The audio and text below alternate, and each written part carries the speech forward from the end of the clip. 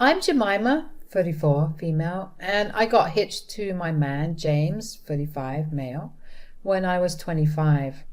Life was good, you know. We were all happy, living our lives and all that jazz.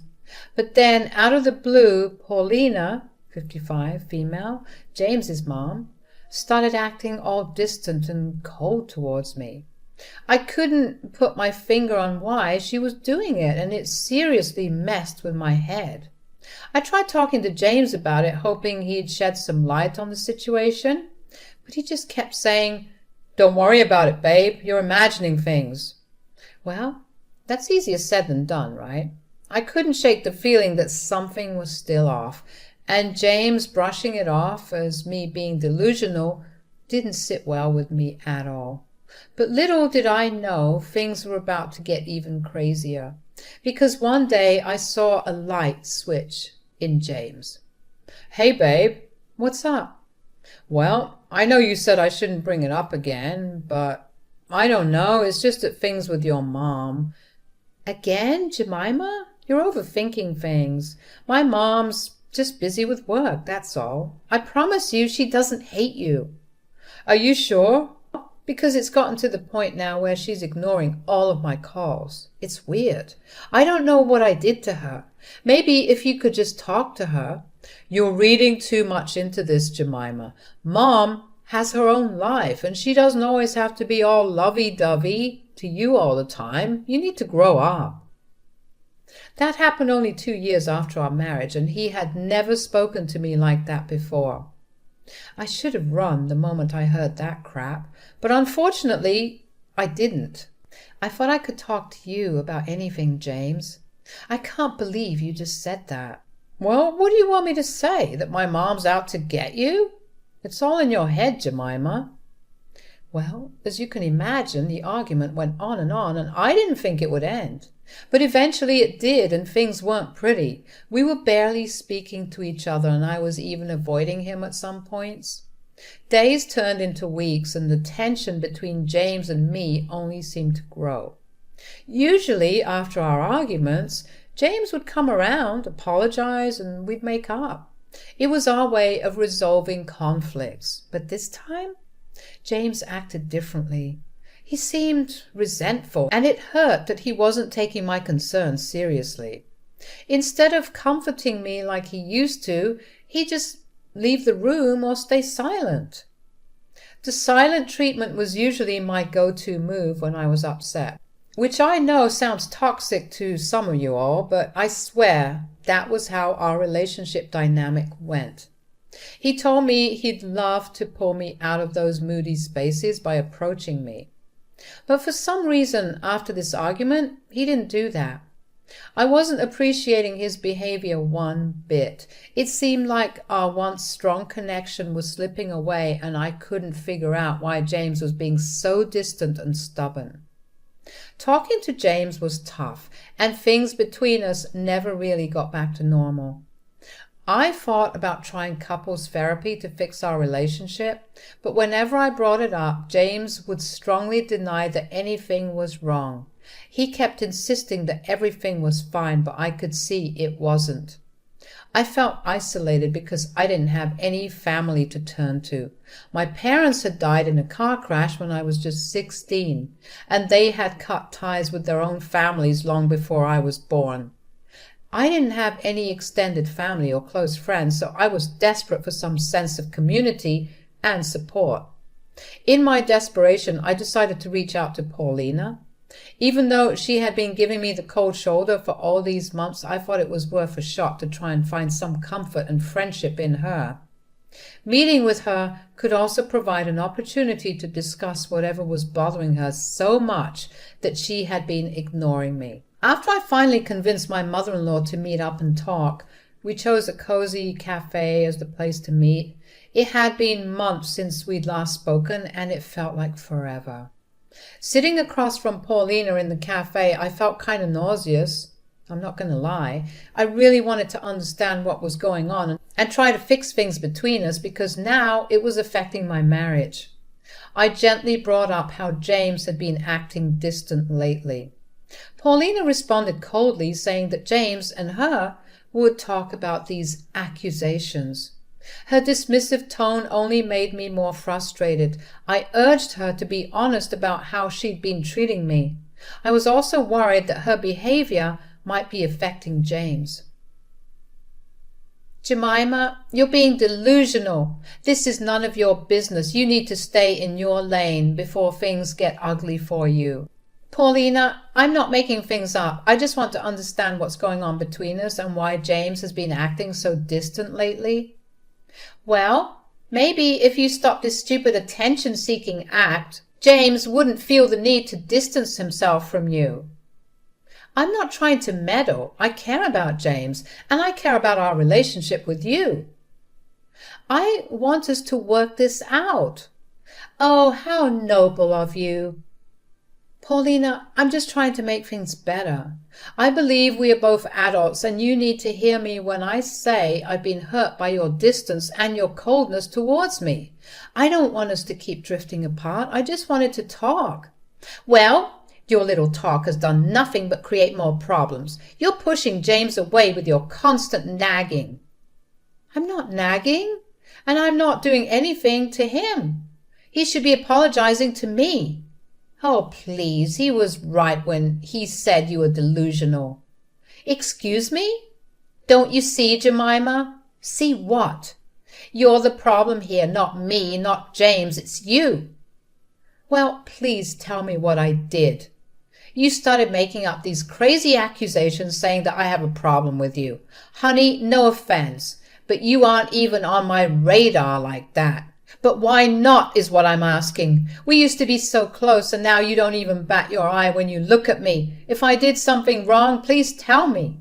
As our conversation continued, Paulina's frustration grew, and she started raising her voice. Our argument caught the attention of the cafe staff, who had to kick us out for all the noise. I was so embarrassed. When I got back home after this uncomfortable encounter, James was furious.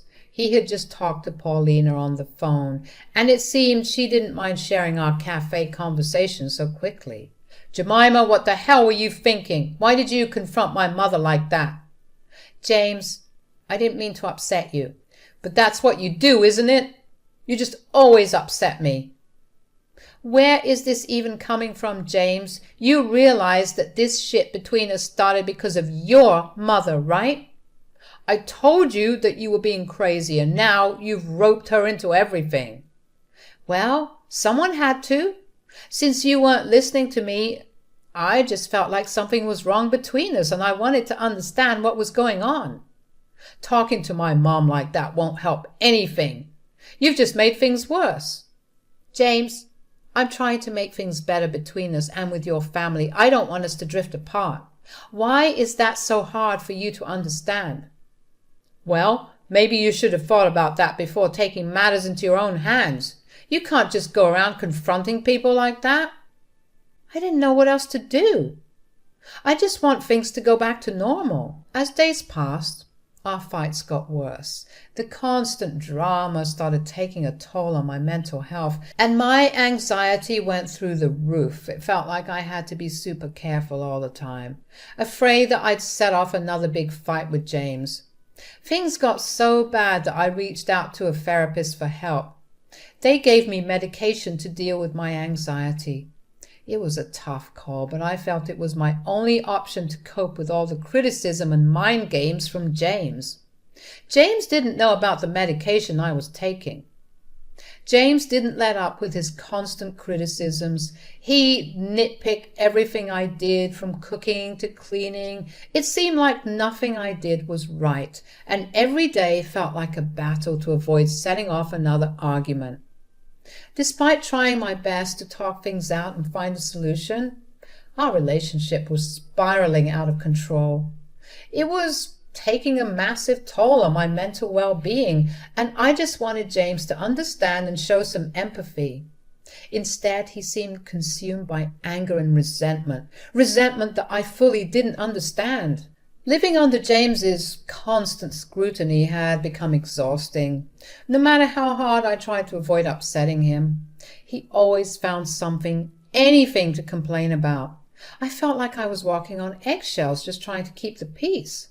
Life had become miserable, and I couldn't shake that feeling of dread that hung over our relationship. Despite my best efforts, it seemed like James was always looking for something to criticize. Then, one day, things took a dramatic turn.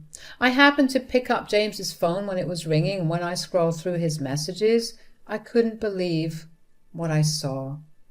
There were explicit photos in his chat with some coworkers. Some of the girls looked really young, too. My heart sank, and I was hit with shock, anger, and confusion all at once. I couldn't believe my eyes. My first instinct was to confront James about it, but fear held me back. I was scared he'd turn it around on me just like he had done so many times before. I hesitated, holding the phone tightly in my hand. Should I confront him now? Or should I put the phone back and gather my thoughts? But before I could decide, I heard the door swing open. It was James. His eyes locked onto mine, and his surprise quickly turned into anger. "What the hell are you doing with my phone?" I was caught off guard, my words stumbling out as I tried to explain. I found it and I was going to put it back. James got angrier and started yelling at me. "I asked you a question, you idiot. What the hell are you doing with my phone? Are you going through my stuff?" I found it and I was going to put it back. "You were snooping through my messages, weren't you? Don't deny it." "No, I swear I wasn't." "Save your pathetic excuses. I can't believe you'd invade my privacy like this." "I didn't mean to. I didn't think." "I didn't mean to. Your stuttering is so freaking annoying. Get it together." Excuse me?" "You heard me. It's annoying. And by the way, I know." "Know what?" "Don't play dumb with me. Your precious anxiety meds? Remember those? Or have they fried your brain? You're such a mess, Jemima. I can't stand how anxious and blubbering you've become. It's gross." "You know what, James? I've had enough of your constant criticism. You don't get to cheat on me and treat me like a dog, James." "Yeah? And so what?" "So what? Oh, really? What did you expect, huh? You're so weird, so crazy." "I expected honesty, respect, and love. But all I've gotten from you is deceit and disdain. I know you've been cheating on me." "So what if I have? You're too messed up to satisfy me, Jemima." "I want a divorce, James." "You don't have the guts to leave me, Jemima. You're too weak and dependent on me." My life had hit rock bottom. I felt defeated and helpless, crying myself to sleep most nights. James continued to berate me for what he deemed laziness, but I had reached a point where his words no longer had an impact. I had given up caring about his hurtful remarks because nothing I did made him happy. Then, one day, something incredible happened. I received news that completely turned my life around. It turned out that I had long lost family relatives who were eager to reconnect with me and share a portion of my grandfather's substantial inheritance. They were incredibly wealthy and had initially sought to mend ties with my parents, but since they were no longer alive, they tracked down the next of kin, which happened to be me. The inheritance amounted to a staggering $800,000, something that could change my life for the better. I was so freaking ecstatic because now it meant that I could leave James for good and find my own way. I felt like a new person with endless possibilities. I was just waiting patiently for me to meet with my family members and live my best life. I wore a constant smile and radiated happiness, a huge contrast to my previous state of depression. This change obviously triggered my narcissistic husband. No matter how hard he had tried to bring me down, I had found some form of happiness again, and I wasn't about to let him take it away under any circumstances. A few more weeks passed, and I was still eagerly waiting to hear from my family in Europe about their arrival in America. I was excited and hopeful about the possibility of reconnecting with them and getting my hands on the inheritance money which could change my life. During this time, James was getting more and more frustrated. He could see that his usual tactics to bring me down weren't working anymore, and his anger was bubbling under the surface. So he decided to bring in his mother, Paulina, as his secret weapon to try and push my buttons. "So, Jemima, how have you been? You seem quite happy lately. What's the secret?" "Oh, just focusing on the positive things in life, Paulina." "Positive things? You've been acting like everything is sunshine and rainbows. It's not like you, Jemima." "Well, James, sometimes it's important to find happiness even in the smallest of things. Life's too short to dwell on negativity. Wouldn't you agree?" Interesting. Aren't you concerned about our relationship?" "No." "Ha, that's surprising." "Why is it surprising? You two assured me that nothing was wrong, even going as far as being angry with me because of my delusions, right? Well, now I've accepted that I was in the wrong and we can all move forward, no?" For some reason, James and Paulina weren't happy with this response. It's like they wanted to see me suffer. "I've been working on myself and my own happiness, Paulina. I wish you both the best in finding your own happiness too." "You always have to be so perfect, don't you? Always trying to outshine everyone. With this fake BS about being positive. What are you, a hippie?" "Paulina, I'm just trying to be the best version of myself. I hope you can find your own path to happiness as well." "You think you're better than us, huh?" "Not at all, Paulina. I believe everyone has the capacity for happiness and goodness. I truly wish you both find it someday." They were so frustrated, and honestly, to this day, I don't know why. It was like I was standing in front of two witches and they were slowly melting with my rays of positivity. I was low-key on cloud nine. I mean, who wouldn't be? I was weeks away from getting a fat stack of cash and I couldn't be happier. Paulina kept on trying to mess with my head, of course. Honestly, she was acting like Regina George. But I wouldn't let her get to me. Then she dropped a bombshell. Apparently she had been helping James cheat on me this whole time, encouraging him to do it and even covering for him when he lied about spending time with her. She admitted that she did it because she was sick of me. Again, you all, I don't know what I did to upset this woman, but yeah, that's what it was. At that point, I was too drained to cry anymore. I just looked at Paulina and James and told them that I didn't know why they had so much hatred for me. But I didn't care anymore. I wanted a divorce, and that was that. Paulina and James were super shocked because they thought I'd never leave. Paulina especially remembered seeing me cry and probably thought I was too weak to go. But this time, I stood my ground. I wasn't going to stay in a toxic situation any longer. My past suffering wasn't going to hold me back anymore. I was determined to focus on my future. I told them that I didn't want to keep causing stress in the family. My presence seemed to just make everyone upset and I couldn't take it anymore. It was time for me to move on and seek the happiness I'd been missing. Jemima, you can't be serious about wanting a divorce. Have you been taking your meds? I've seen you crying your eyes out for the past few months. You're hopeless, dear. You should be grateful for James. He's put up with your nonsense for all these years and you're going to repay him with divorce? Paulina, I may have shed a lot of tears, but that doesn't mean I'm helpless. I'm done dealing with this family and the constant gaslighting. I was determined to leave that house and the toxic atmosphere behind. Paulina and James tried to convince me that I needed them in my life, but I had made up my mind. I couldn't live like this anymore.